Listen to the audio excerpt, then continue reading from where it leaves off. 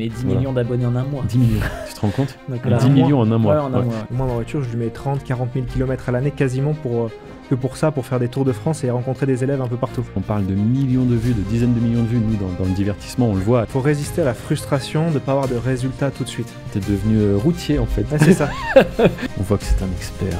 Il maîtrise bien son sujet. Tu sais que tu te lèves un matin, il n'y aura pas ton immeuble a été supprimé parce qu'il ne respectait pas les conditions générales de la plateforme, quoi. Le fait d'emprunter sans apport, aujourd'hui, tout le monde dit c'est impossible en France. Et je leur dis, ouais, vous n'avez pas les bonnes méthodes. Regarde Alex, il est là, en présentiel. Bien sûr. Je peux le toucher, il est vraiment là. Alors que de base, c'est un élève de la formation, tu vois. Je suis pas encore couché, je vais y aller bientôt. Tu vois, quand tu finis par plus savoir quel jour on est, c'est pas mal. Mais voilà, ça, je me suis demandé aussi. Quoi qu'il arrive, même si je me vois premier, je le considérerai jamais. L'humain s'habitue beaucoup vite à augmenter, tu vois, et redescendre, c'est très bizarre. Mais juste quand t'as des gens qui apprécient ce que tu fais et qui viennent te voir, c'est hyper gratifiant, je trouve. Moi, la promesse, c'est je t'accompagne sur YouTube jusqu'à temps que tu arrives à faire 100 € par jour. Ça, c'est aussi la puissance de YouTube quand même. Une petite optimisation si on gagne le match. Et donc, pareil, quand tu dis ça, les gens direct, waouh, mais comment c'est possible? Alors, je sais pas si c'est votre cas de votre côté, s'il y a un peu des gourous avec des fausses promesses, vous allez gagner 5 000 €. Bienvenue dans ce nouvel épisode, aujourd'hui en compagnie de Alex. Comme d'habitude. Et Bonjour voilà, à tous. il est fidèle à l'émission. Mais aujourd'hui, on a quelqu'un en plus, c'est Rémi. Bonjour à tous. Voilà, donc Rémi va nous expliquer son parcours, qui il est, et puis pourquoi est-ce qu'il est aujourd'hui sur le plateau donc, de podcast YouTube Business. Et lui, vous allez voir, il fait beaucoup d'immobilier, mais aussi du YouTube un petit peu en parallèle. Bref, Rémi, qui es-tu et que fais-tu? Alors merci pour l'introduction, merci d'être là pour ce podcast. Je m'appelle Rémi Roche, je suis investisseur immobilier, entrepreneur, formateur. Aujourd'hui, j'ai accompagné plus de 1500 personnes avec toute mon équipe à travers la France, un petit peu l'étranger, les dom-toms à investir dans l'immobilier. D'accord. Et à la base, j'étais salarié, on va dire classique, et je suis un petit peu sorti de ce modèle-là au fur et à mesure des années. Putain, super. T'as commencé il y a combien de temps à faire déjà à t'intéresser à l'immobilier. Puis même avant ça, qu'est-ce qui t'a amené à l'immobilier, quoi? Alors, tu veux que je parte un petit peu du début, par ton exemple parcours, parce qu'il y a aujourd'hui la formation, t'accompagnes des personnes, tu nous dis que t'étais dans le salariat, mais moi j'aime bien comprendre. Le déclic. Voilà, j'allais le dire, c'est le mot. Attends, on est vraiment complémentaires. Qu'est-ce qu'est ce déclic? Est-ce que tu avais des croyances limitantes? Voilà, comment est-ce que tu as découvert tout ce monde en fait de l'immobilier? Je pense que des croyances limitantes, j'en ai encore aujourd'hui, on en a toujours, on les casse progressivement. Ouais. Après, le déclic, c'était vraiment quand j'étais salarié. Alors, pour la petite histoire, j'ai fait une école d'ingé à Toulouse, j'ai fait l'INSA de Toulouse. Et j'ai pas forcément travaillé les étés, etc. Donc, je m'étais pas confronté à la réalité d'un travail salarié classique. Okay. D'accord. Et pendant mon stage de fin d'études, j'étais sous-traitant donc dans une boîte qui travaillait pour Airbus, et j'allais travailler, j'aimais pas ce que je faisais, c'était difficile, je prenais les bouchons 1h30 le matin, 1h30 le soir avec le périph' toulousain, et Airbus qui draine beaucoup de monde, et là vraiment j'ai pris une claque, mais une vraie claque en mode ma vie, qu'est-ce que c'est quoi, je veux pas que ce soit ça jusqu'à... On m'a promis des trucs, des 35 000 € bruts annuels de salaire d'ingénieur, le truc. Je connais. C'était pareil pour toi. C'était la même chose, et le stage de fin d'études, c'était ça aussi. Il n'y avait pas les bouchons, mais il y avait le truc de « il va falloir que je fasse ça toute ma vie ». Réunion avec des gens que tu connais pas, un sujet qui t'intéresse pas. Ouais, Moi, j'avais pas d'impact positif sur les gens autour de moi. Je faisais un boulot qui, selon moi, servait pas à grand-chose. Et donc là, je me suis dit, bon, là, il faut faire quelque chose, il faut changer la donne. À l'époque... J'étais donc salarié, j'avais quelques collègues de travail, dont un qui avait commencé à investir sur Cahors, qui s'appelle Robin. Donc c'est pas le Robin qu'on connaît tous les deux, mais c'en est un autre qui m'a mis en fait dans l'immobilier au début. Donc moi je cherchais à acheter ma résidence principale, un peu comme tout le monde fait, avec le premier job. Et il m'a dit, regarde, moi je regarde des vidéos sur YouTube, j'ai acheté 2 petits studios, qu'est-ce que t'en penses? Et de là en fait, je suis parti sur Internet, sur YouTube, parce que j'étais déjà un gros consommateur de YouTube. On est en quelle année à peu près à ce moment-là pour situer? Stage de fin d'études, 2017, premier CDI, septembre 2017. D'accord. Donc c'était il y a 7-8 ans quoi au final. Ouais, c'est ça. Ok. 2025. Donc un grand merci à ce collègue qui t'a... Oui, je le vois toujours, je travaille avec lui encore aujourd'hui, parce qu'il coach des gens qui sont dans mon programme d'accompagnement justement. Génial. D'accord. Donc on se côtoie toujours, super, et c'est un gars qui a très très bien réussi. Il est père de famille, il a 2 enfants, il a un boulot à côté qu'il aime beaucoup lui. Il a réduit son temps de travail, et en plus, je crois qu'il est à une vingtaine d'appartements aujourd'hui. D'accord. Ah ouais. C'est vraiment quelqu'un qui a bien réussi. Équilibre. Je trouve quand tu as le travail, mais un peu passion qui te plaît, c'est super parce que tu sais, on a un peu le stéréotype de la personne qui veut réussir, devenir riche peut-être et ne plus rien faire. Tu sais, de plus avoir d'obligation de travailler. Mais je pense que ça va un temps. Mais si tu fais rien, au bout d'un moment, tu t'ennuies quand même. Donc si tu as quelque chose qui te passionne à côté, oui, tu es toujours content de gagner un peu de revenus avec, mais tu le fais pas principalement pour ça. Je trouve que c'est l'équilibre parfait. Tu vois. Je trouve aussi. Mais après, il faut trouver vraiment son équilibre. Lui, quand j'étais salarié, lui, il a été dans d'autres boîtes, il a eu des bonnes opportunités parce qu'il était bon aussi dans ce qu'il faisait et aujourd'hui, il aime son job de salarié. Il a des responsabilités, il s'organise un peu comme il veut. Et du coup, pour moi, le salariat, c'est pas mal en soi. Ça dépend des gens. Quand on a un boulot qu'on aime bien, il n'y a pas de problème. Par contre, le salariat tout seul, sans se sécuriser avec d'autres sources de revenus, à côté, pour moi, c'est dangereux. Ouais, puis le problème, je trouve, du salariat, c'est le plafond. En fait, tu es quand même très, très limité. Ça dépend si tu veux vraiment des gros revenus, oui. Ouais, si tu aspires à un moment donné même plus de liberté, te faire un petit peu ta retraite toi-même, etc., plus d'indépendance, en fait, il faut quand même à un moment donné avoir de l'argent, pas pour être riche, mais pour avoir accès plus à cette liberté, je trouve. Mais bon, après, en effet, il y a quand même plein d'avantages. La sécurité, alors bon, là-dessus, c'est discutable aussi, mais quand même beaucoup plus stable que sur le côté infopreneur, là, c'est des hauts, des bas. Donc, ok, riche de cette première expérience, donc tu nous as dit un appartement acheté en location, pour faire de la location, c'est ça ? Alors, 2017, je disais, c'était mon stage de fin d'études et mon premier CDI. CDI, je crois, 2 septembre 2017, le début du CDI.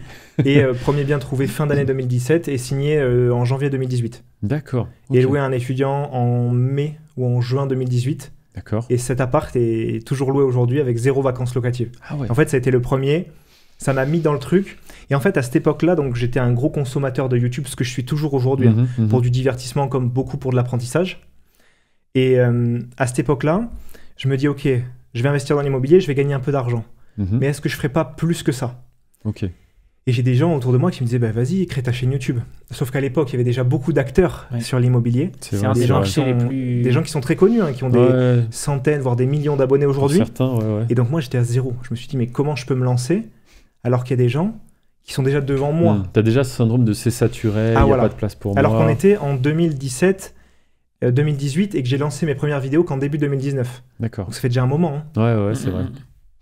Et je me suis dit, j'ai regardé beaucoup de vidéos en me disant, de toute façon, qui tente rien à rien, il faut essayer. Mais c'est bien d'avoir cette mentalité et je pense que... qui s'arrête justement à la peur de... Il y a trop de monde déjà, alors que non, c'est bien d'avoir pensé comme ça. Carrément. Je pense que ça dépend à... Je pense que plus on vieillit, plus on a ce truc en mode je m'en fiche du regard des autres. Ouais, c'est ça. Mais c'est dur de l'avoir vers des fois 18, 20, 22 ans. Moi, j'avais 22 ou 23 ans quand j'ai fait mes premières vidéos.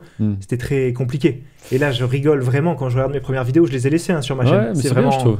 Mes premières vidéos. Je crois qu'elles datent d'il y a 6 ans, du coup. Ok. Et je me suis dit, je vais être différent. Il y a beaucoup de gens qui montrent... comment acheter des immeubles, comment acheter des apparts alors qu'ils ont déjà plusieurs millions d'euros d'immobilier. Et moi, je voulais vraiment montrer le parcours de quelqu'un qui part de zéro, qui achète un appart à 30 000 balles, facile, tout petit, sans s'y connaître, avec des peurs de débutant. Et c'est pour ça que je me suis lancé et qu'après, je pense que les gens ont accroché dans le sens où c'était vraiment quelqu'un de lambda qui monte son parcours. Mais je pense que oui, aujourd'hui, les gens, alors à l'époque, peut-être pas encore, mais tu fais peut-être partie des pionniers qui ont fait ça, de montrer un peu plus d'authenticité et vraiment le côté je suis comme toi, on est pareil, tu veux te lancer, moi j'ai aussi très peu d'expérience et ça peut justifier justement. Tu apprends en faisant en fait. Voilà, c'est un peu le building public qu'ils font tous aujourd'hui. D'ailleurs, nous aussi j'en profite, petit coup de pub, mais on lance une chaîne donc de vlog un petit peu où vous me voyez dans mon quotidien. D'ailleurs, Rémi est apparu tout à l'heure dans l'épisode et je pense qu'en effet, on va dans cette direction. C'est un peu difficile aujourd'hui de dissocier le vrai du faux, qui a fait quoi exactement. Donc, se montrer un petit peu dans son quotidien, montrer qu'à la fin, on est des gens normaux, au final, juste on a pris certaines décisions. Tu vois, pour toi, ça a été de se dire, au final, si eux le font, peut-être que moi aussi, je peux le faire. Et moi, c'est vrai que ce qui m'anime un peu aujourd'hui, c'est un peu le côté challenge, tu vois. C'est-à-dire, moi, c'est sur YouTube, je gère des chaînes, on va en parler un petit peu. Toi aussi, tu es présent sur YouTube, ce que tu commençais à nous dire là. Bon, toi, tu as pris le parti de te montrer dès le début. Moi, justement, j'ai décidé de pas me montrer. C'est pas du tout la même activité, même si on est sur le même canal, c'est intéressant. Et du coup, par ce que tu disais sur le truc de pas avoir peur, moi j'ai vu ça aussi quand j'ai lancé les chaînes YouTube, quand j'ai pris l'accompagnement il y a 2 ans maintenant, YouTube Business. Et en fait, c'est pareil, tu avais des thématiques, tu regardes, tu fais des recherches et tu te dis, elle a l'air bien cette thématique-là, mais il y a beaucoup d'acteurs c'est saturé, dessus. Voilà, c'est ça. Et en fait, grâce à ce que tu dis non, mais essaye quand même. Je me rappelle encore, comme si c'était hier, et j'ai testé et ça a fonctionné quand même. Donc le truc de dire c'est saturé, en fait, il y a toujours de la place. S'il y a une demande, si la demande existe, il y a toujours de la place pour quelqu'un qui arrive, qui est un peu différent, en fait, c'est ça, c'est le fait d'être différent qui change la donne sur le monde des réseaux sociaux, même du business en général. Je veux dire, le coaching, c'est aussi quelque chose qui est assez saturé. Il y a des gens qui performent parce qu'ils sont différents, parce qu'ils ont une approche plus franche, plus authentique aussi. Ça, je pense que les gens, ils le demandent beaucoup plus aujourd'hui. Ouais, carrément. Et justement, c'est un peu des anomalies, tu vois. Si, par exemple, pour revenir un peu à YouTube, quand tu vois qu'il y a certaines chaînes, elles font des scores, mais énormes, tu vois, on parle de millions de vues, de dizaines de millions de vues. Nous, dans le divertissement, on le voit à l'échelle mondiale. Et là, tu te dis, c'est une anomalie. Donc, si vraiment, lui, arrive à générer autant de vues, c'est vraiment qu'il y a une forte demande. Et donc, derrière, même s'il y a d'autres personnes qui apportent une offre, ça peut être très intéressant pour elle aussi. Tu vois ce que je veux dire ? Parce que le gars, il se gave tellement qu'en vérité, tu comprends qu'il y a de la place pour d'autres acteurs qui souhaiteraient venir le concurrencer. Et c'est vrai qu'on a tous le syndrome un petit peu aussi de quand tu démarres et que tu as 0 abonné, 0 vue, c'est un peu dur et il faut s'accrocher, quoi, tu vois. Ça, je m'en souviens. Justement, ça, la question. Est-ce que ça va prendre ? Est-ce que je suis pas en train de me ridiculiser aussi un petit peu ? Mais comme tu dis, moi, en fait, mon état d'esprit maintenant... ce que je faisais. Donc, tu vois, les jeunes qui se lancent avec des trucs un peu drôles, bizarres, des fois gênants.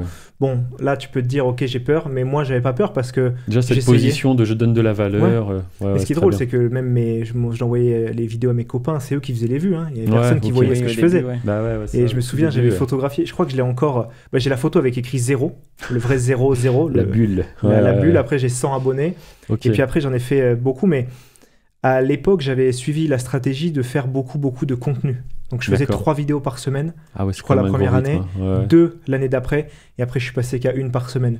Mais ce qui fait la diff, c'est quand même la régularité. Ah oui, très important. Au tout début, j'avais fait des espèces de petites rencontres, des petits masterminds à l'époque, je pense qu'on n'appelait même pas ça comme ça, mais peu importe, avec des gens qui faisaient ce que je fais aujourd'hui, qui étaient nichés un peu coloc, nichés un peu immeuble, et en fait, ils n'ont pas été réguliers. Ils ont arrêté de poster 6 mois, ils sont revenus à fond, ils ont arrêté 1 an. Et tu as vu la différence entre toi et ils ont arrêté au final. Parce qu'ils ne s'apprenaient pas, parce que les gens se lassent, ils revoient quelqu'un dans leur fil d'abonnement, mais ils se disent mais c'est qui ? Donc je pense qu'il faut vraiment être ultra régulier. C'est ce des points très importants dans la formation. Tu peux être sur une super thématique, mais si tu postes une fois tous les 2 mois, oui, tu vas faire un peu de vues, mais derrière YouTube, comme tu dis, en plus l'algorithme il va voir que il y a plus cet effet de les gens te connaissent, c'est ce que tu dis là, ils te disent c'est qui lui ? Ah oui, c'est vrai, je m'en rappelle plus. Et vous êtes dans le divertissement, donc je pense que vous prenez quand même beaucoup plus en vues et en abonnés rapidement. Pour vous donner un ordre d'idée, moi je crois que j'ai atteint les 10 000 abonnés au bout de 3 ans. C'est énorme. C'est vrai que ça prend beaucoup de temps. Là, nous, ça se développe pas mal parce qu'aussi YouTube, on en entend pas mal parler. Donc forcément, on est un peu poussé par les tendances. Là, c'est vrai que la chaîne donc RVYT Business que j'ai lancée il y a bientôt 2 ans, là, parce que c'était en fin d'année 2023. Donc ça va faire 2 ans dans quelques mois. Là. Et on est à 55 000 abonnés, tu vois. Très alors bien. que c'est une chaîne éducationnelle, encore une fois. C'est comme toi, c'est valeur. Ça marche, je t'apprends à le faire. Mais si on compare à d'autres chaînes qui sont purement dans le divertissement, donc ce qu'on appelle le YouTube sans visage, là c'est autre chose. Là, bien sûr, tu peux faire des scores phénoménaux. On avait vu après c'était avec des vidéos en format short, mais 10 millions d'abonnés en 1 mois. 10 millions, tu te rends compte? Donc, 10 millions en un mois. En un mois. Alors attention, tu gagnes très peu d'argent, parce que c'est comme on vient de dire des shorts. Donc là, la rémunération, elle est très très faible, mais les scores sont fous. Parce qu'en fait, à partir du moment où la personne, elle scroll, si elle est restée juste quelques secondes, c'est comptabilisé comme une vue.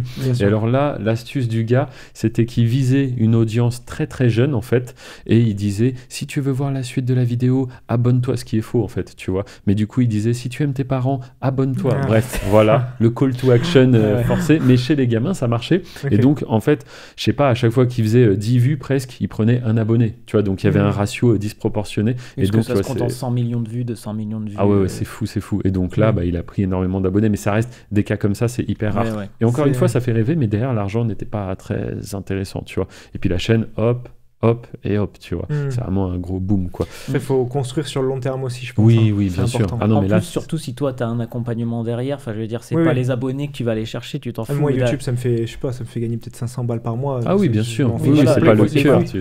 Derrière, c'est la fidélisation de l'audience, etc. D'ailleurs, petite question, dès le début, tu avais comme idée, dès que tu as lancé ta chaîne, c'était juste pour partager ou tout de suite tu avais par exemple un lien dans la description? Alors, je crois qu'au tout début, j'avais un lien dans la description, ça devait être un lead magnet pour que les gens aient au moins leurs informations. Okay. Et après, très rapidement, j'ai lancé un programme qui était, je pense, nul à l'époque, parce que vraiment, j'avais fait ça comme je pouvais. Je crois qu'à l'époque, je l'avais fait avec ClickFunnels. Okay.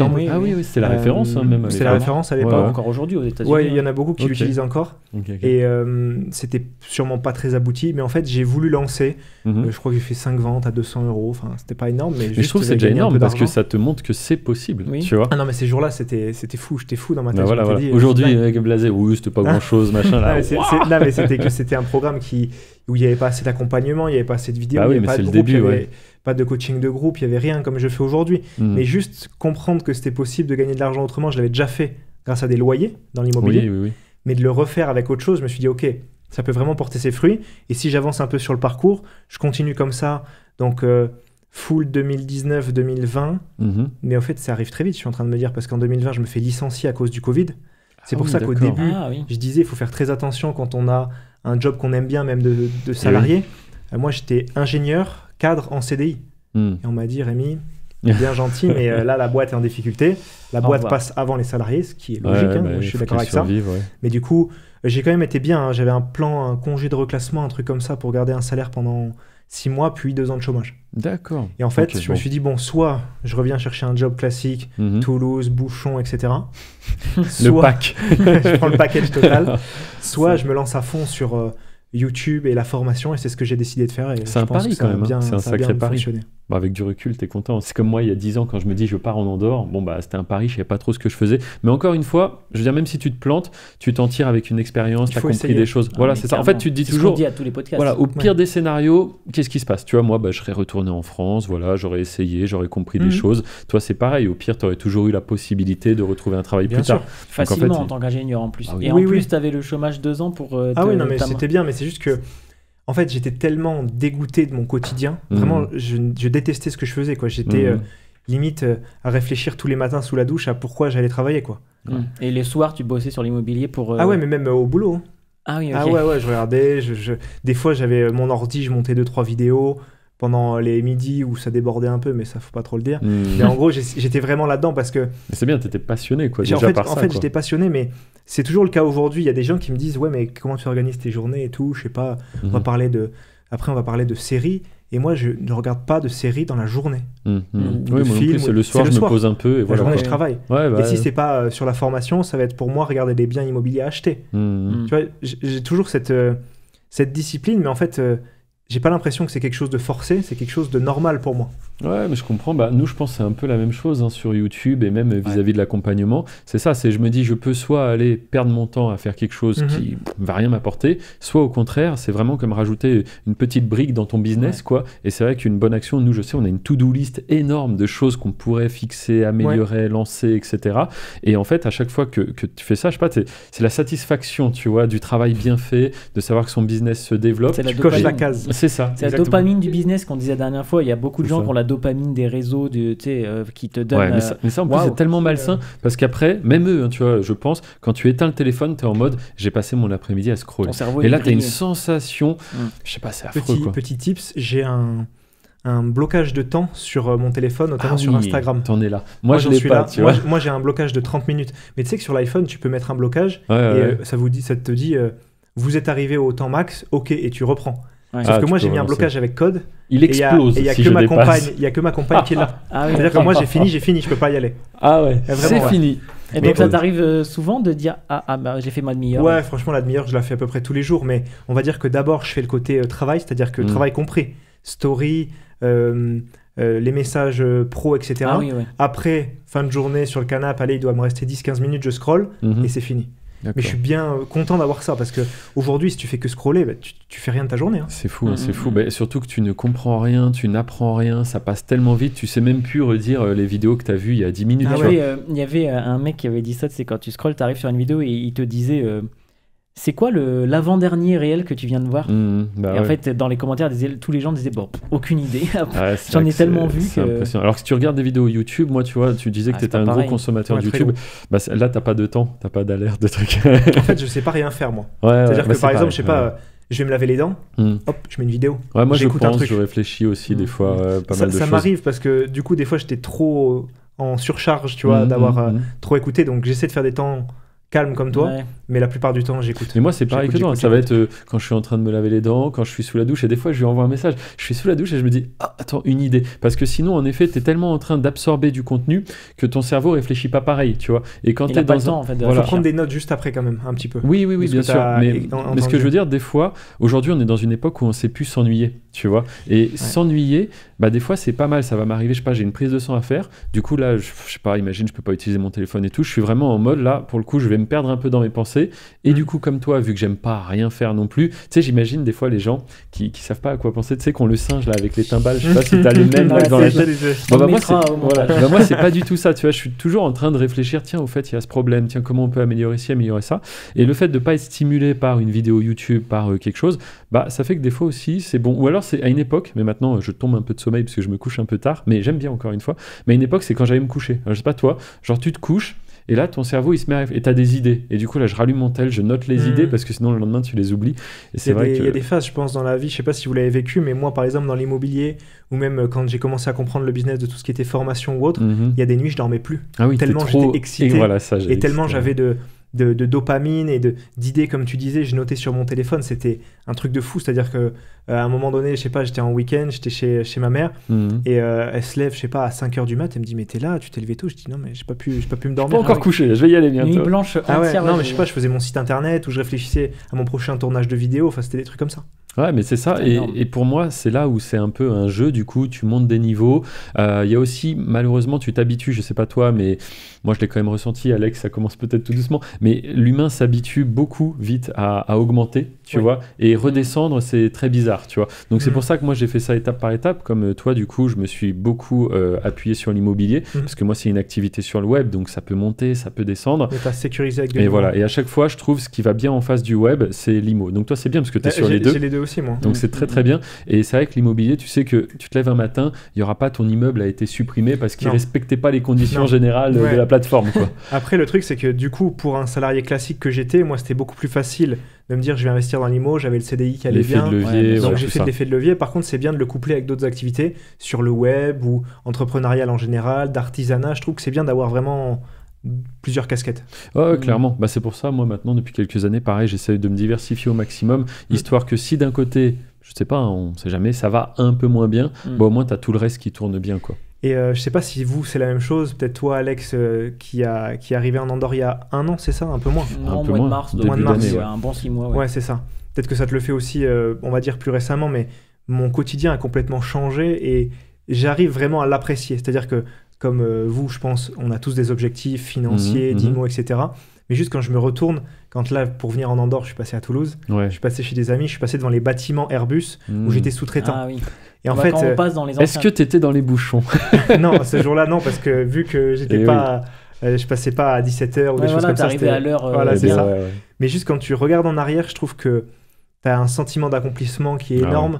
Parce que les années qu'on vit en ce moment, 20, 30, 40, c'est des belles années. Et du coup, tout le temps, on est toujours en voyage, on s'organise comme on veut, on travaille des fois le week-end, des fois pas le lundi. Là, on est jeudi. C'est ça. Tu vois, quand tu finis par plus savoir quel jour on est, c'est pas mal. Ce matin, je me suis demandé aussi. Et du coup, on devait venir hier. T'as pu changer, toi aussi. Oui, voilà, nous, les plannings sont flexibles. Voilà, en fait, c'est ça qui est agréable.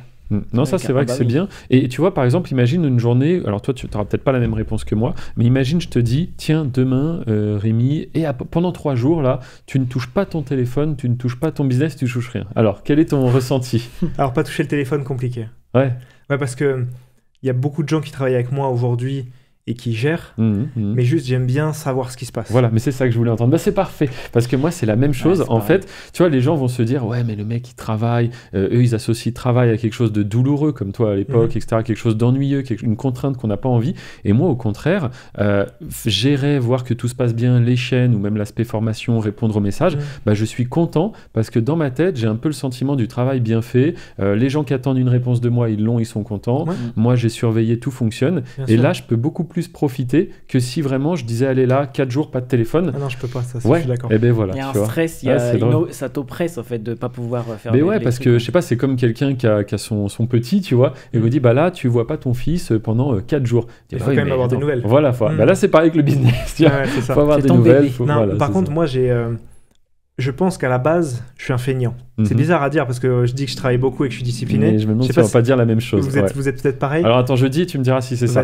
Mais en fait, j'ai tellement pas envie d'aller travailler, d'avoir des contraintes, etc., qu'au final, je me suis retrouvé à travailler beaucoup plus que quelqu'un de normal, mais juste pour avoir cette liberté. En fait, ce qu'on veut, c'est plus avoir d'obligations. Mais du coup, c'est le paradoxe où, en effet, alors je pense à l'inverse des autres, ça va pas durer toute la vie, tu vois, on va pas faire ça jusqu'à 75 ans, mais pendant une période, en fait, c'est hyper concentré. C'est un peu, c'est quoi le dicton là, work hard, play hard, un truc comme ça.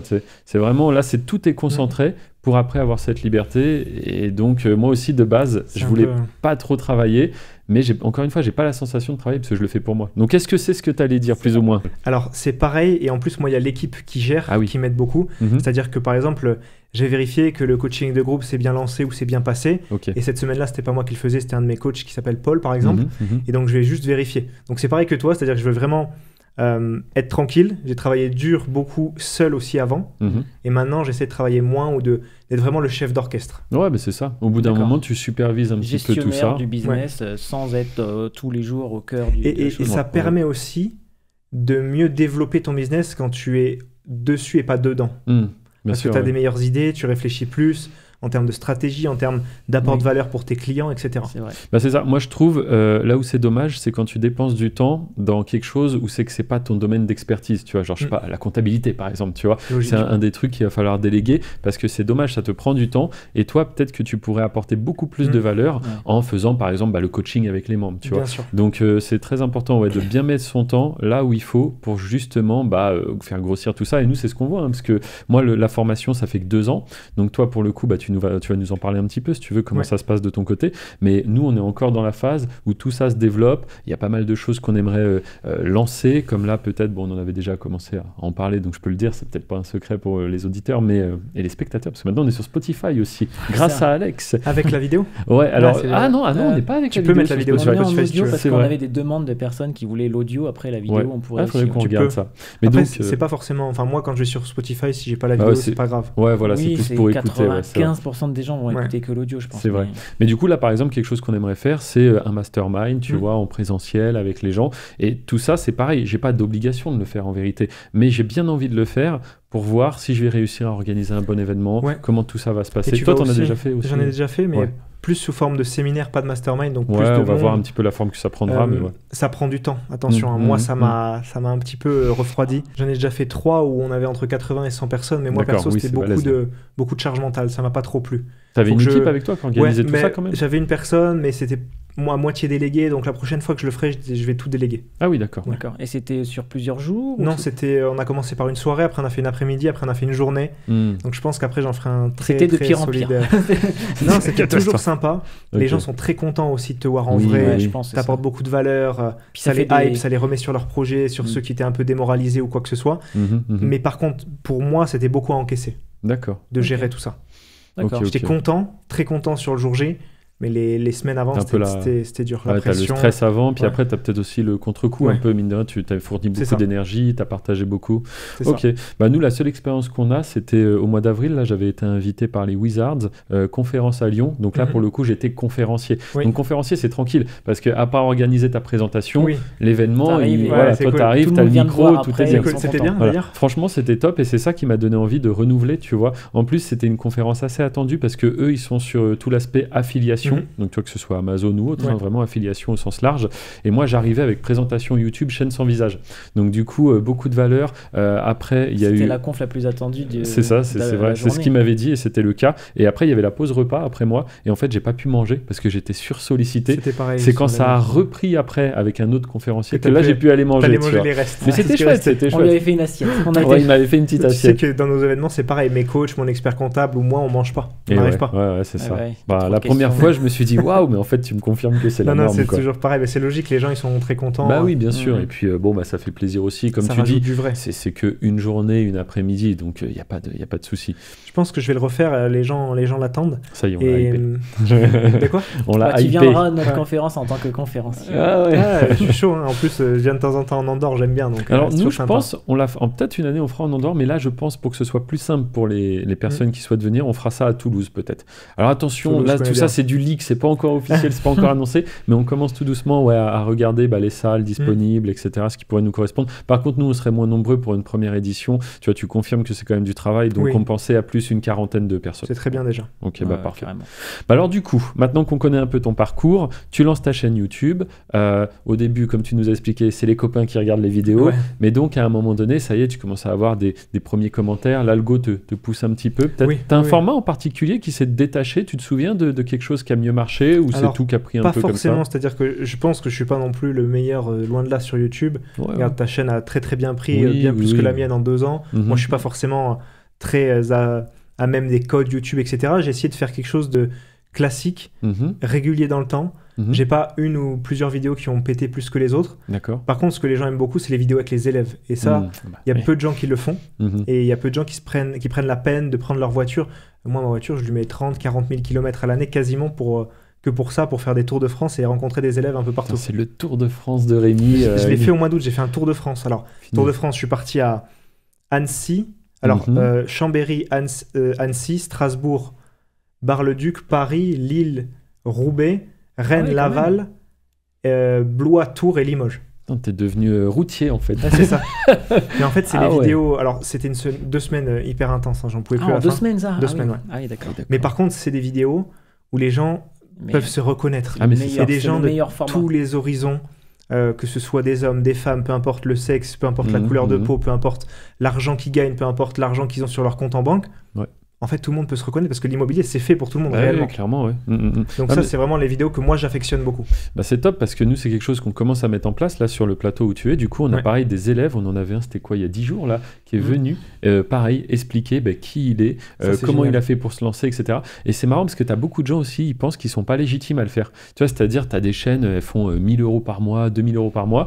Donc c'est un peu le début, mais ça commence à être sympa, tu vois. Et là, les personnes, quand je leur dis, tiens, ça pourrait être bien si tu souhaites passer dans un épisode, soit venir, soit à distance. Et il dit oui, mais moi, j'ai pas beaucoup de valeur à apporter. Moi, tu vois, ils se rendent pas compte en fait qu'ils sont passés de quelqu'un qui n'avait aucune présence en ligne, qui faisait pas d'argent, à quelqu'un qui imprime vraiment de l'argent. Qui tu vois. Parfois n'avaient jamais mis une vidéo en ligne de leur vie. Voilà, c'est ça. Et je leur dis, mais justement, c'est parce que tu es quelqu'un de totalement normal et parce que tu fais ça depuis très peu de temps que les autres personnes vont se reconnaître en toi. Mais tu vois, lui, il s'en rend pas compte en fait. Il se dit, bah oui, mais toi, tu fais ça depuis plus d'1 décennie, t'es légitime. Moi, ça fait juste quelques mois, je suis pas légitime. Mais c'est comme si ton premier investisseur là, il voulait pas partager son expérience. C'est la même chose. Moi, j'ai des gens qui me disent, mais t'es sûr que ça va intéresser les gens? Mais bien sûr. Bah oui. Parce qu'en fait, on montre quelqu'un qui part de zéro en immobilier, du moins, et qui investit, et qui a des croyances, et qui a des barrières, et qui réussit quoi qu'il arrive, et on montre l'acte notarié, on montre les documents de la banque, on montre tout pour montrer que c'est du vrai, quoi. Ouais, non, franchement, c'est top. Et c'est un peu aussi un...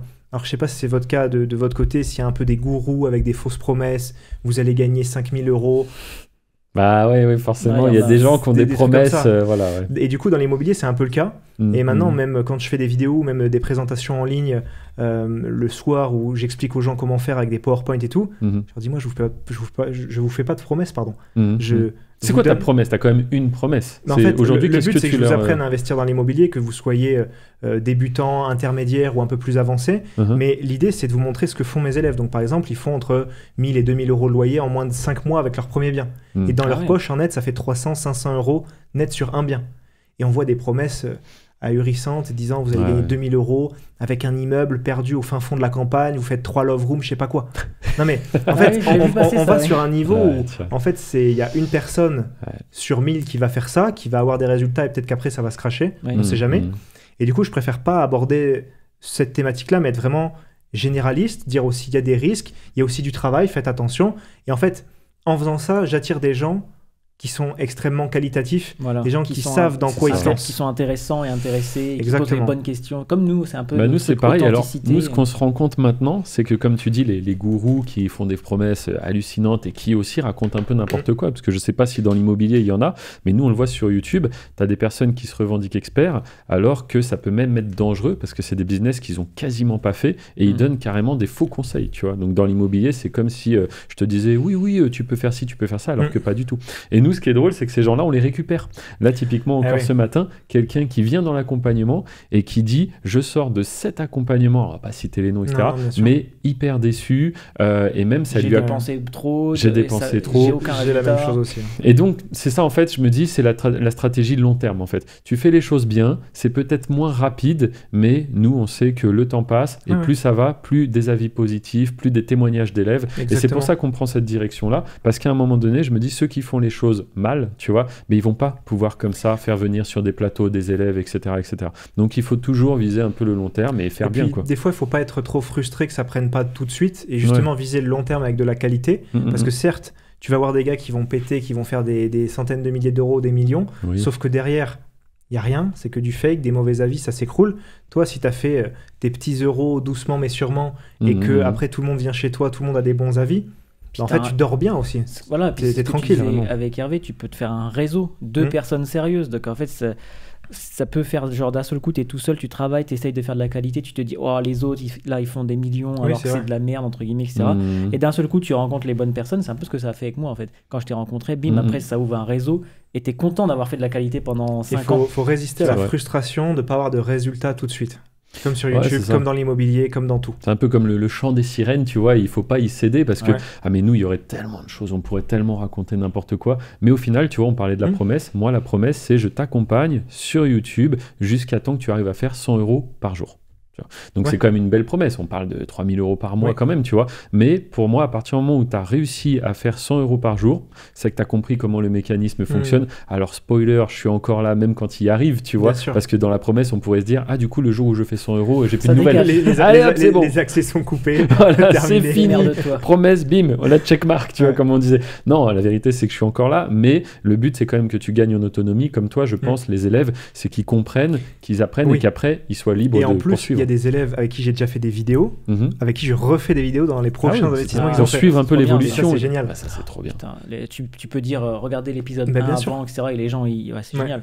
Ouais, ça c'est trop bien. Nous, c'est le format vers lequel on se dirige avec cette émission, justement. Je trouve, quand on est franc, honnête, qu'on montre des résultats, il y a que ça. Même point de vue business aussi, ça c'est le truc, le témoignage client avec résultat. Moi qui ai appris un peu la vente, etc. au niveau américain, ils disent il n'y a pas mieux que ça. Donc c'est au point de vue authenticité, au point de vue toi t'es content, t'es fier, et au point de vue même business derrière pour tout ce qui est formation, etc. Il n'y a pas mieux, clairement. Non, top. Comme quoi, faut faire bien les choses. Exactement. Et donc, aujourd'hui, toi, les gens, comment est-ce qu'ils te découvrent ? Ils te découvrent parce que tu es présent sur Insta, je suppose, les différents réseaux. Ouais, j'ai Insta, Facebook et YouTube, mais le plus puissant, c'est YouTube. C'est là que j'ai le plus de visibilité, etc. Mais ça vient aussi de mon attrait particulier pour YouTube. C'est-à-dire que moi, j'ai créé... mets du cœur, du coup. Ouais, j'ai créé... je crois que j'avais même pas de Facebook en école d'ingé, si je dis pas de bêtises. J'ai dû le créer après. Et Insta, je l'ai créé juste pour le pro. D'accord. Donc vraiment, YouTube, c'est là où je m'amuse le plus, où je trouve ça le plus intéressant. Donc c'est là-dessus que je suis. Après, j'ai fait des vidéos plus sur le côté buzz sur un sujet. Après, c'est d'autres beaucoup sur le référencement. Justement, c'était ma question. Est-ce que tu t'inspires des concurrents français ou américains qui sont, on va dire, plus gros que toi, ou est-ce que tu cherches un peu tes formats et tu te dis celui-là... bien sûr. J'essaie de faire différent et ou mieux pour mieux ranker, pour mieux répondre à une problématique, pour que les gens... il y ait plus de time watch et qu'il reste plus longtemps, c'est ce que j'essaye de faire. Donc c'est très bien, donc tu nous expliques que vraiment tu t'appuies sur les résultats des autres pour essayer de faire mieux. Et par exemple, là, je crois que j'ai une vidéo qui est quelles sont les meilleures banques pour investir dans l'immobilier ou quelque chose comme ça. Et même mon banquier m'a appelé en me disant je cherchais ça sur YouTube et il est tombé sur ma vidéo en premier, tu vois. Excellent. Et j'ai des potes qui cherchaient à investir, qui savent que je suis sur YouTube, que je fais des formations, etc. Et ils tombent sur toi, quoi. Ils sont tombés sur moi aussi. Putain, c'est drôle. Hein. Et là, tu te dis, le monde est petit quand même, parce que je cherche un truc, bim, Rémi. Parce que au niveau recherche, en fait, t'es tellement, au fur et à mesure des années, c'est comme on disait, Robin Eldin, qui est aussi dans l'immobilier, et sa plus grosse vidéo, elle revient tous les ans, c'est comment déclarer les impôts. Ah oui, celle-là, et hop, tous les ans, elle remonte. de milliers de vues, je crois. C'est ça. Et tous les ans, au même moment, bim. Et ça, c'est très très bien parce que du coup, si tu as bien bossé le SEO, comme tu dis, de toute façon, ça se résume à ça sur YouTube, avoir un bon SEO, titre, description, tag, ce qui va faire que l'algo comprend exactement de quoi parle la vidéo. Même si tu parles, maintenant, il est capable d'étudier un petit peu ce que tu dis. Mais nous, on a des chaînes, par exemple, où il n'y a pas de dialogue. Donc là, pour le coup, le SEO va être très puissant pour que l'algo comprenne. Puis ensuite, miniature. Donc je suppose que tu as peut-être quelqu'un qui te fait tes miniatures. Maintenant, oui. Donc par exemple, ça, c'est un truc qu'on faisait pas, je pense, on a commencé à vraiment les faire bien rechercher il y a un an et demi. D'accord, ok. Donc, c'est très important parce que YouTube te met en concurrence avec les autres. Et c'est vraiment du A/B test aussi maintenant. Ah oui, tu as la feature, tu as même A, B, C test. Non, on fait les trois, mais je suis un peu... Alors, je crois que ça n'existe pas, à part si j'ai loupé un truc, mais on peut pas le faire avec le titre.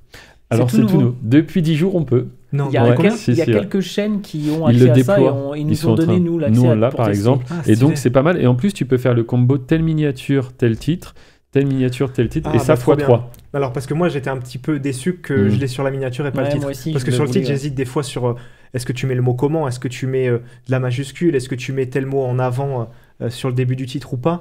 Et donc, j'aimerais bien que ça. Je pense alors peut-être que tu l'as, parce qu'en effet, tu n'as pas forcément la notif. Donc, tu demanderas à la personne qui gère ta chaîne. Là, j'ai un planning de vidéos, donc j'ai déjà uploadé pour quelques semaines. Après, c'est juste pour refaire des titres, tu pourras regarder. Mais donc ça, c'est là. Et puis, en effet, une fois que la miniature c'est fait, comme tu le disais, le watch time, vraiment la durée de visionnage, est-ce que la vidéo elle est intéressante ou pas. Et si tu as le combo comme ça parfait, parfait, hein, ça fait des vues. Et ça peut faire des vues sur vraiment des années. Nous, c'est pareil. On a une vidéo, là, elle est à plus de 200 000 vues sur la chaîne. Et c'était la fameuse comment avoir ses 1000 premiers abonnés, tu vois. Parce que c'est un format qui est très recherché, comme la déclaration d'impôt. Voilà, il faut. Et des fois, j'ai des formats qui marchent bien et je les reprends quelques années après pour refaire mieux. Oui, ça, c'est une très bonne idée. La vidéo comment avoir 1000 abonnés, on en a 3 en fait. Ouais, c'est ça en fait. Parce que 200 000 vues, 150 000 vues. Et à chaque fois, on remet à jour. En fait, c'est ça vraiment l'astuce. Bon, on va pas donner trop de valeur ici, mais c'est quand même le but. Allez, en description quand même. Allez, d'ailleurs, en description, tiens, vu que tu en parles, il y aura nos réseaux, mais aussi ceux de Rémi, si vous voulez en savoir plus sur lui. On mettra quoi? Ta chaîne YouTube? Chaîne YouTube et Instagram, on fera ça, Bon, le plus intéressant, c'est vidéos YouTube sur les sujets immobiliers classiques et puis les élèves. Comme on a dit, ça se complète de fou. Enfin, les gens mais carrément. Vous faites de l'argent dans un business ou directement à travers l'immobilier. Et puis en tout cas, l'immobilier, je le recommande, pour sécuriser, bien sûr, clairement. Parce que c'est quelque chose qui est là, qui est palpable, qui est réel. Et donc, si on repart un peu sur l'immobilier, moi, je sais plus, on en avait parlé, donc tu le sais peut-être, mais pas dans les détails. Mais donc moi, c'est en 2016 et 2017 que j'investis beaucoup en Andorre. Et c'est en 2017 donc, que je rencontre Robin, qu'on connaît tous les deux. Et là, Robin m'accompagnera donc pour faire des projets IMO en France sur 4 immeubles de rapport. Voilà. Et du coup, j'ai vraiment pu voir un peu la différence entre l'Andorre et la France. Alors, des deux côtés, tu as quand même des avantages parce que la France, tu vas pouvoir avoir cet effet de levier avec la banque. En Andorre, c'est beaucoup plus compliqué. Il faut acheter cash. Ouais, ici, ils aiment... tu peux avoir du crédit, mais ils aiment bien les taux variables aussi. Donc, forcément, tu t'engages sur tu sais pas trop quoi. Et puis, après, ça reste l'Andorre. Donc, forcément, tu maîtrises un peu moins tout ce qui va être réglementation, etc. En France, on a beaucoup d'avantages pour l'immobilier. Vas-y, si tu nous en quelques-uns. Non, mais par exemple, le fait d'emprunter sans apport, aujourd'hui, tout le monde dit c'est impossible en France. Je leur dis, vous n'avez pas les bonnes méthodes. Vous n'avez pas les bons courtiers ou les bons banquiers. Parce qu'aujourd'hui, nous, on arrive à faire emprunter des élèves sans apport qui gagnent 1 500, 2 000 euros par mois. D'accord. Donc, il y a toujours des stratégies pour y arriver. On a des taux qui sont corrects aujourd'hui. Je trouve même qu'on a une fenêtre de tir qui est assez bonne en ce moment parce que on dit toujours, les taux à 1% de 2020, 2021, c'était trop bien. Sauf qu'à l'époque, c'était les vendeurs qui avaient le pouvoir, qui vendaient très très cher. Tout partait au prix, pas de négo possible. Et aujourd'hui, on a un stock de biens en vente qui est plus important que la demande. Donc, il n'y a aucun bien qui parte au prix, beaucoup de négo. Et moi, je préfère négocier beaucoup, avoir un taux à 3%. Si un jour ça revient à 2, je le négocie à 2. Mais même avec 3%, je suis rentable. Donc, je trouve qu'aujourd'hui, c'est très très bien. Et d'ailleurs, moi, avec justement le licenciement, la création de la boîte, j'avais fait une pause dans l'immobilier. Et là, on s'y remet, on achète un bien avec ma compagne. On est en train d'en acheter, d'en voir d'autres pour en acheter un deuxième en fin d'année. Et on va continuer sur l'année prochaine. Parce que j'y crois vraiment en ce moment. On voit que c'est un expert. Il maîtrise bien son sujet. Non, mais c'est bien parce que justement, moi, j'entendais dire la même chose. Ah oui, les taux, maintenant, c'est moins intéressant. Mais si on n'a qu'une partie de l'équation, on n'a pas une vision globale. C'est quoi que disait Warren Buffett? Il faut acheter au son du canon et vendre au son du violon. C'est-à-dire qu'il faut aller faire de quand l'immobilier. Rien ne va, tu y vas. Quand ils disent que ça va pas, BFM, les taux, la crise, il faut acheter. Et quand ils disent que tout va bien et que les taux sont bons, il faut pas acheter, il faut à la limite vendre. Si je fais le parallèle avec la crypto, quoi. C'est le fameux mème, tu sais, du Bitcoin à 10 000, mais la courbe elle est comme ça. Du coup, personne n'en veut. Bitcoin à 100 000, ça fait que monter, mais tout le monde en veut parce que ça en parle et machin. C'est exactement la même histoire. De toute façon, c'est comme ça, hein, quand il y a des crises, etc. La crise des subprimes à l'époque, c'est pareil, c'était là où il fallait all-in.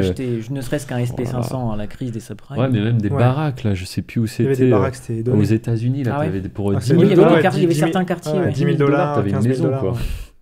Mais tout le monde était en mode, ça c'est facile avec du recul, mais sur l'instant T, tout le monde était en mode, c'est la fin, tout s'écroule, finito, quoi. Donc personne n'a envie de foutre 10K là-dedans, quoi. C'est comme aujourd'hui, elle vaut 200.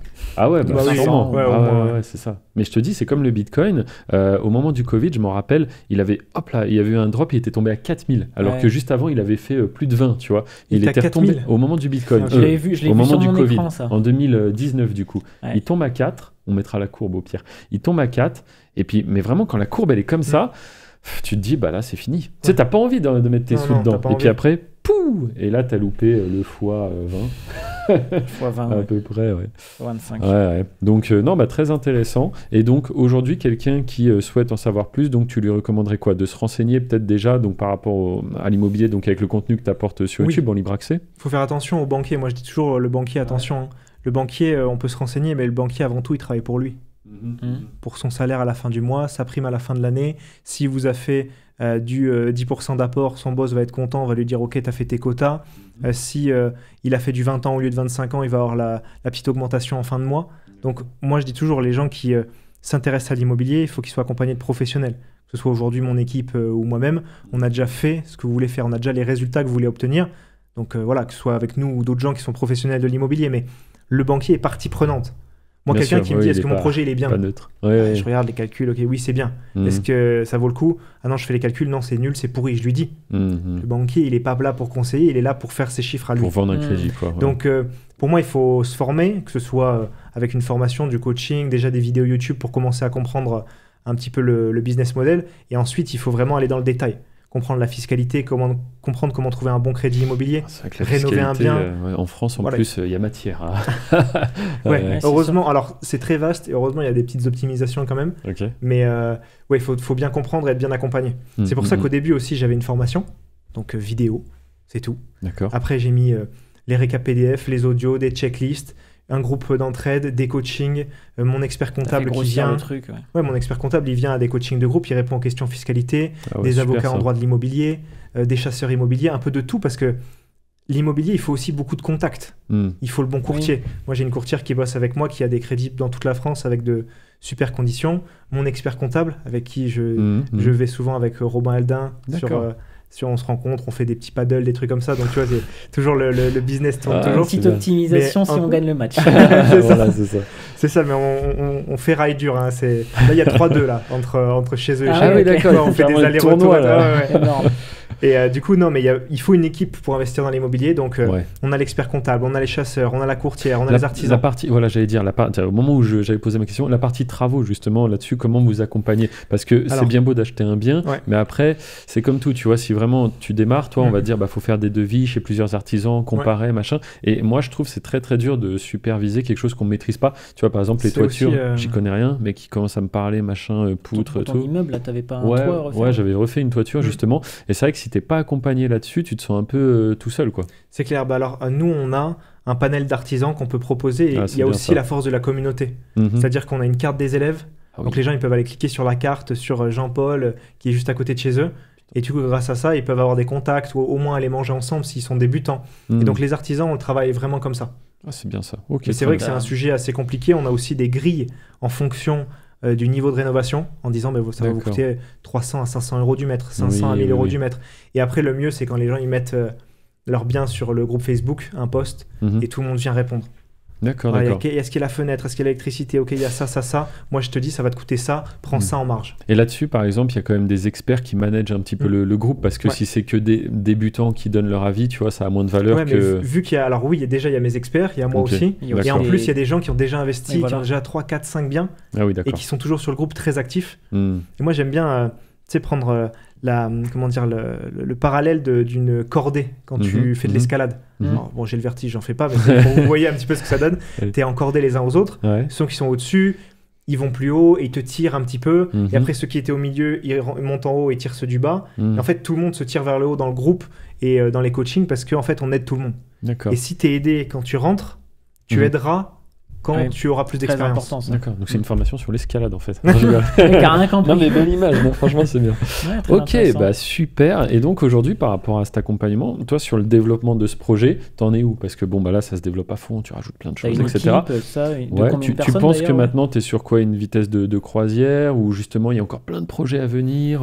Alors on est à peu près entre 12 et 15 personnes en full time, mais tu peux avoir un peu plus, mais pas forcément en full time, mais ça fait à peu près dans les 12 temps plein à peu près. Aujourd'hui, je suis content des résultats qu'on a. Le but, c'est pas d'avoir, je sais pas moi, 1000 nouveaux élèves chaque mois et de pas pouvoir gérer. Donc le but, c'est de monter toujours crescendo et d'apporter toujours de la qualité. Et après, mon but personnel, c'est d'avoir le meilleur programme d'accompagnement sur l'immobilier possible. On est déjà très bien noté, voire classé premier sur pas mal de classements. Mais quoi qu'il arrive, même si je me vois premier, je le considérerai jamais. C'est-à-dire que je voudrais toujours travailler plus pour que mes élèves aient plus de résultats. J'écoutais d'ailleurs une vidéo hier soir en me lavant les dents, tu vois, sur du business, sur comment améliorer encore plus la satisfaction de tes élèves ou de tes clients en général. Donc mon but, ça va être toujours de faire ça, de grossir en termes de personnes accompagnées, sans grossir trop vite, et avoir le meilleur programme possible. Bah, tu vois, c'est hyper intéressant parce que, une fois de plus, mais je pense que toutes les personnes qui cherchent à faire bien, à un moment donné, tu as quand même des choses qui se ressemblent. Et nous, c'est pareil, tu vois, on pourrait bombarder, faire grossir, vendre plus. On en parlait hier de ça. Voilà, mais derrière, on sait que le suivi, est-ce qu'on va être capable de le faire aussi rigoureusement? Nos équipes, pareil, parce que nous, c'est un peu la même chose. On est une dizaine maintenant. On est une dizaine sur ce projet. À peu près, Et dont 2 qui sont là déjà. Mais 10, c'est pas mal parce que ça permet, tu vois, tous les lundis, début de mois, on a un call d'équipe. Après, on a aussi des calls chaque semaine aussi avec votre équipe. Alors, tous les mois. Non, en fait, si tu veux, les gens nous font remonter les infos. Tu vois, par exemple, il y a des managers qui peuvent faire. Voilà, on a des managers, par exemple, sur le pôle vente. Donc lui va faire des calls chaque semaine et ensuite plus et il nous fait remonter les ça sera infos. Une fois par mois. Mais une fois par mois, on fait tous ensemble le point. Et pareil, on se dit tiens, sur quoi est-ce qu'on doit pousser un peu plus en ce moment, tu vois. Et là, on est en recherche du coup, on va dire un petit peu présence sur les réseaux. Et donc c'est pour ça l'arrivée de cette 3e chaîne pour justement occuper plus d'espace, voilà. Et pareil parce qu'on peut se le permettre. Et tu vois, moi, un peu comme toi, j'ai toujours le challenge de ok, on en est là, pourquoi on n'irait pas au-dessus? Et comme ça, le concurrent qui lui fait les choses moins bien, c'est un peu un flemmard, mais pour le coup un vrai. Toi et moi, tu vois, on disait de base, c'est parce qu'on veut pas faire des choses qu'on se retrouve à faire plein de choses en fait. Mais le vrai flemmard, il fera pas grand chose, tu vois. Et donc lui, il va pas pouvoir comme ça gérer 3 chaînes. Et moi, puis on aime la croissance, je pense. Oui, c'est ça, que ça se développe et tout. Et moi, ce que j'aime bien aussi, c'est quand des gens me disent, mais comment tu fais pour gérer tout ça, tu vois? Et là, c'est presque ça pour moi la réussite, quoi. C'est quand dans la tête des gens, il y a un point d'interrogation comme sur YouTube, tu vois, aujourd'hui. Alors attention, c'est 13 années à faire la même chose, mais comme quelqu'un qui te dirait j'ai 100 appartements, tu vois. Moi, du coup, des chaînes YouTube, j'en ai 500, tu vois. Alors il y en a qui sont quasi inactives, on publie une fois par mois et encore. Il y en a qui ont une vidéo qui est bien classée, comme toi par exemple, ta vidéo, nous avoir 1000 abonnés, Robin, la déclaration d'impôt. Et ça fait des revenus récurrents, tu vois. Et donc, pareil, quand tu dis ça, les gens direct, waouh, mais comment c'est possible? Donc, en effet, c'est le travail de long terme. C'est comme, tu vois, une petite fourmi, tu as déjà vu des fourmilières énormes. Oui, bien sûr, voilà, et tu te dis, mais comment une bestiole qui fait 3 mm de long, elle a pu bâtir un truc comme ça? Mais c'est parce que tous les jours, elle ramène des brindilles et des trucs et des machins. Et là, c'est exactement la même chose. Par rapport aux gens qui n'y connaissent rien, qui des fois ne veulent pas y connaître aussi, bien sûr. Ils disent il gagne de l'argent, il a tout ça, mais comment il a fait? Parce qu'en fait ils voient que le résultat. Ils voient jamais le chemin qui a été parcouru pour en arriver aussi, là. Aussi. Ouais, le côté chance, le côté tu l'as fait à une époque où nous on peut plus le faire, mais regarde l'immobilier, tous les jours des gens se... Ouais, mais... Parce que toi tu as eu des personnes qui se sont lancées en même temps que toi et tu as bien vu qu'ils sont abandonnés après. Bien sûr, c'est des conneries mais de maintenant, dire moi je vais plus me battre pour quelqu'un qui me dit mais non, mais c'est pas possible de faire ci, de faire ça dans l'immobilier. Et à un moment donné, je laisse tomber. Avant, je me battais, je me disais mais non, tout le monde peut le faire, ils peuvent y arriver. Toi aussi tu faisais pareil? Moi je me bats encore un peu. Non, moi j'ai abandonné. De temps en temps. J'essaye de convaincre les gens intéressés. Moi je fais un peu de la... Ouais, mais il y en a, ils me font de la peine parce que je me dis, c'est juste peut-être parce qu'il a rencontré les mauvaises personnes, parce que aussi dans son entourage, tu sais, si dans ton entourage, il y a personne qui a fait de l'argent sur les réseaux, tu te dis, c'est pas possible. C'est pas possible. Si c'était possible, tout le monde le ferait. C'est la fameuse phrase. Oui, mais il faut être intéressé. La personne qui s'intéresse un minimum et qui est pas là juste dans le négatif, c'est impossible, tu mens, c'est pas tes vrais chiffres. Non, moi là, je laisse tomber. Il veut croire ça, il croit ça. Moi, j'ai rien à prouver à personne. Oui, moi aussi. Même si c'est comme on disait Hervé, même si ça devient un élève, ça sera un élève. Tu veux pas l'accompagner. Tu veux pas l'accompagner. Non, mais souvent, ça devient pas des élèves, ces gens. De toute façon, oui. C'est vrai. Mais vaut mieux. Et tant mieux. Mais après, ces gens-là peuvent un jour avoir un déclic. C'est pour ça qu'au début, tu sais, quand je te disais j'étais vraiment mal dans mon quotidien, c'est qu'en fait le déclic je l'avais parce que j'étais très très mal. Il y a des gens qui sont confortables, tu sais, dans la rat race confortable, 2000, 2500, 3000 euros par mois, et qui vont jamais se lancer, qui vont toujours un peu jalouser en disant ah bah lui il fait ci, il fait ça, parce qu'ils n'ont pas assez de mal-être dans leur quotidien. Et en fait des fois il faut vraiment toucher le fond, bien sûr, pour pouvoir comprendre que c'est possible, qu'il y a des gens qui le font, s'intéresser pour se dire ok, je vais me pencher sur le sujet et je vais y arriver. C'est vrai. Bah écoute, c'est profond ce que tu dis. Plus toucher le fond, machin, on est dans le thème. C'est vrai. Alors je pense l'épisode, on va peut-être bientôt l'arrêter parce qu'après on est attendu. On va aller manger tous ensemble. C'est une bonne fin en fait. Ça. Mais franchement, c'est vrai que les gens malheureusement qui pensent que ce n'est pas possible, c'est vraiment dommage. Et au final, c'est eux qui vont un peu en payer le prix parce qu'ils vont jamais faire les efforts. Ils ont des fausses croyances. Ce qu'on disait juste avant aussi, l'Andorre. Je sais plus si c'était en off ou pendant le podcast vu qu'on a discuté un peu avant. Mais pareil, l'Andorre a cette force que tu te rends compte que c'est possible parce que tu es aussi challengé par des gens qui ont des plus gros business que toi, tu vois régulièrement passer des supercars, bref, tu évolues dans un environnement. Tu es la moyenne des 5 personnes que tu côtoies, ça c'est tellement vrai. Et là, tous les jours, tu as des rappels à gauche, à droite qui te montrent que ça fonctionne, tu vois. Et beaucoup de personnes en plus ici font du business en ligne, c'est pas des gens qui sont venus ouvrir une boutique en Andorre, quoi.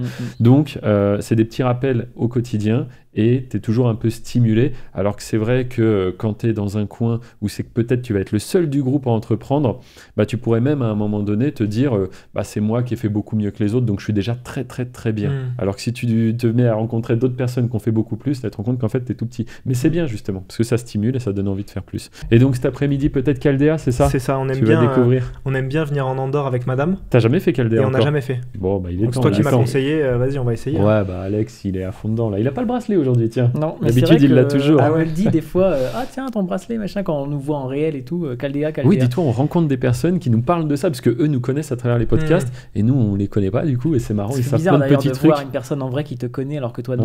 Rien que tout à l'heure, en t'attendant, on a été boire un coup là à une boulangerie qui est en ville et 2 personnes, quand t'es arrivé, t'as dû te dire Hervé il est avec tout un groupe, 2 personnes qui étaient en train de nous parler, etc. Donc rien que pour ça, vous voyez, le réseau, les rencontres. Ça c'est aussi la puissance de YouTube quand même, parce que moi pareil, là j'étais à Toulouse, il y a des gens qui sont venus me voir à un café. Alors on n'est pas des youtubeurs connus à la Thibaut InShape ou à la Squeezie, loin de là. Mais juste quand t'as des gens qui apprécient ce que tu fais et qui viennent te voir, c'est hyper gratifiant, je trouve. Franchement, ça c'est top, Et puis de se dire que ce qu'on fait sur le web, c'est dans le réel aussi, quoi. Parce que même nous, avec les échanges, le support, le suivi, on pourrait se dire que c'est juste une personne sur une messagerie, quoi. Mais en fait, quand tu rencontres les gens, c'est top, quoi. Et quand tu vois les vies que tu changes, regarde Alex, il est là, et en présentiel. Bien sûr. Je peux le toucher, il est vraiment là. Alors que de base, c'est un élève de la formation, tu vois. Bien, donc ça, c'est super. Mais tu sais que moi, sur Telegram. Moi, il y a des élèves là, par exemple, j'en ai parce que moi, je suis maintenant du coin de Limoges. Il y en a, je mange avec eux, ils sont en train de faire des immeubles, on est sur des projets et tout, c'est régal. Puis l'immobilier, c'est beau, je trouve, parce que tu vois, tu peux être fier de ton immeuble, tu vois. Sur YouTube, ta chaîne elle est là, mais tu vois ce que je veux dire. Les gens qui vont dire ouais ils gagnent de l'argent, mais attends, j'ai pris des risques, j'ai tout refait à l'intérieur, c'est hyper quali, tout est aux normes. À un moment on peut bien faire des choses éthiques et rentables quand même. Mais c'est ça, c'est un peu le juste milieu, je trouve, du moment que c'est éthique. Si en plus t'apportes de la valeur et tu changes des vies, alors là c'est parfait. C'est clair. Écoute, on va conclure là-dessus. Merci en tout cas d'être venu. Ouais, super. Écoute, tu verras le rendu en ligne, mais c'est encore mieux quand c'est. Quand tu viendras t'installer en Andorre. Voilà. Allez. Non mais écoute, on va aller manger. Merci d'avoir suivi cet épisode. Vous pouvez retrouver donc tous les réseaux de Rémi directement dans la description. N'hésitez pas à regarder, il y a plein de choses dans la description aussi par rapport à l'accompagnement qu'on propose, mais aussi donc les autres chaînes sur lesquelles vous trouverez beaucoup de valeur. Et puis le mot de la fin, Alex, peut-être. Allez, moi j'y vais. Bon appel. C'est là pour éteindre. Bonne journée. À la prochaine. Merci en tout cas, c'était super cool ce podcast, très intéressant, et très bonne discussion. Peut-être à refaire un de ces 4 parce qu'on vient de temps en temps en Andorre. Super. Allez, les gars, salut. Ciao.